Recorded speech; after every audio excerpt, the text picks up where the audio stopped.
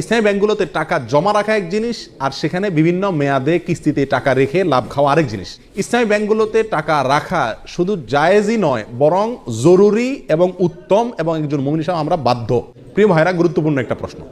ইসলামী bank বলতে বাংলাদেশে এখন অনেকগুলো ইসলামী ব্যাংক আছে। এই ইসলামী ব্যাংকগুলোতে টাকা রেখে আমরা তার লভ্যাংশ ভোগ করতে পারবো কিনা, এই বিষয়ে ওলামা একরামের একাধিক মত আছে।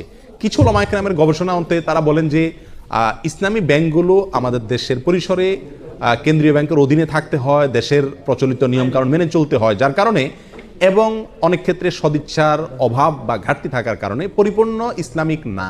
যেহেতু পরিপূর্ণ ইসলামিক না, অতএব সেখানে টাকা রেখে সেটা লভ্যাংশ খাওয়া জায়েজ হবে না। এটা হলো কিছু আলেমদের মত। এর বিপরীতে ওলামা একরাম বলেন, যেহেতু আমাদের সমস্ত ইসলামী ব্যাংকগুলোর শরিয়া বোর্ড আছে এবং সেই শরিয়া বোর্ডে গ্রহণযোগ্য ওলামা একরাম বসে আছেন, তাদের দায়িত্ব হলো এটা ইসলামী পদ্ধতিতে চলছে কিনা মনিটরিং করা, পরামর্শ দেওয়া। তো সেক্ষেত্রে ওলামা একরামের এই শরিয়া বোর্ডের উপরে আস্থা রেখে তারা কি করছেন না করছেন ওই দায়িত্ব আমার না। আমি ওলামা একরামের শরিয়া বোর্ডের প্রতি আস্থা রেখে সেখান থেকে লভ্যাংশ খেতে পারি। দুইটা মত পেলাম কিনা? এই দুই মতকে সমন্বয় করে একটা তৃতীয় মত দেই আমি আপনাদের। সেটা হলো ইসলামী ব্যাংকগুলোতে টাকা জমা রাখা এক জিনিস, আর সেখানে বিভিন্ন মেয়াদে কিস্তিতে টাকা রেখে লাভ খাওয়া আরেক জিনিস। ইসলামী ব্যাংকগুলোতে টাকা রাখা শুধু জায়েজই নয়, বরং জরুরি এবং উত্তম, এবং একজন মুমিন হিসেবে আমরা বাধ্য টাকা জমা রাখা যে কোনো ইসলামী ব্যাংকে। কেন? কারণ সুদী ব্যাংকে আমি টাকা জমা রাখলে কেমন যেন তাদেরকে সুদী কারবারে কি করলাম, সহায়তা করলাম। আমার এই টাকাটা পেয়ে তারা সুদে সহায়তা করবে। ইসলামী ব্যাংকগুলো আর কিছু করুক আর না করুক, একটা কাজ তো তারা করবে, সেটা কি? আমার এই টাকাটা নিয়ে সুদ যে হারাম, এই একটা কনসেপ্ট ইসলামী ব্যাংকগুলো বাংলাদেশে বিস্তার করছে কি করে নেই।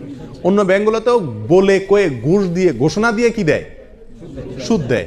আর সুদ যে হারাম, এই কনসেপ্টটা ইসলামী ব্যাংকগুলো বাংলাদেশে একরকম প্রতিষ্ঠিত করছে। বাস্তবায়ন যাই হোক, এটা জানাইছে, এলেমটা তারা প্রচার করছে।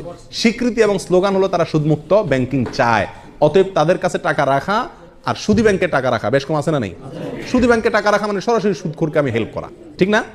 তাহলে আমরা ইসলামী ব্যাংকের টাকা জমা রাখবো অন্য ব্যাংকের উপরে প্রাধান্য দিয়ে, এতে কোনো সন্দেহ নাই। দ্বিতীয় হলো টাকা বিভিন্ন পলিসিতে রেখে সেখান থেকে কি খাওয়া, লাভ খাওয়া। এটা হালাল কিনা তার জন্য বলেছি ওলামা একরামদের একটি মত। অনেকে বলেছেন যে এটা হালাল, কারণ এখানে শরিয়া বোর্ড আছে, ওনারা দেখছেন, আমার আর ভেতর দেখার দরকার নাই, বাকি দায়িত্ব তাদের, আল্লাহর কাছে তারা সব বিষয়ে তো আমি গভীরে যা দেখার দরকার নাই, জরুরি না। আর সবচেয়ে বড় কথা হলো তারা বলেন মুসলিম হিসাবে আমরা যেরকম মুসলিম, ভেজালও আছে ভালো আছে, ইসলামী ব্যাংকগুলো এরকম দুধের দোয়া না, তাদেরও ভুলও আছে সঠিকও আছে। কিন্তু তারা যেহেতু সুদের বিরুদ্ধে স্লোগান নিয়ে রাস্তা নামছে এবং ওটার বিরুদ্ধে একটা ফ্লো তৈরি করতে চাচ্ছে, অতএব তাদের ওখানে টাকা রেখে হালাল ব্যবসার পলিসিতে টাকা রেখে লাভ খাওয়া মাসে মাসে জায়েজ আছে। এটা হলো আমাদের মত। অন্য ওলামা একরাম বলেন যে না, পরিপূর্ণভাবে ইসলামীভাবে চলতে পারে না, বাধা আছে, অথবা সদিচ্ছার অনেক ক্ষেত্রে অভাব আছে, এই জন্য না জায়েজ। এক্ষেত্রে আমি বলবো তৃতীয় মতটি, সেটা হলো যদি আপনার বিকল্প কোনো পথ খোলা থাকে, তাহলে আপনি এই ব্যাংকে টাকা রেখে লাভ খাওয়ার চাইতে সরাসরি ব্যবসা করুন, সেটা সবচেয়ে নিরাপদ এবং ভালো, সন্দেহ থেকে দূরে থাকলেন। আর যদি অন্য কোনো সমস্ত উপায়গুলো বন্ধ হয়ে যায়, তাহলে ইনশাআল্লাহ বিদিনিল্লাহ এটা পরিপূর্ণ হারাম হবে না। আল্লাহু আলাম।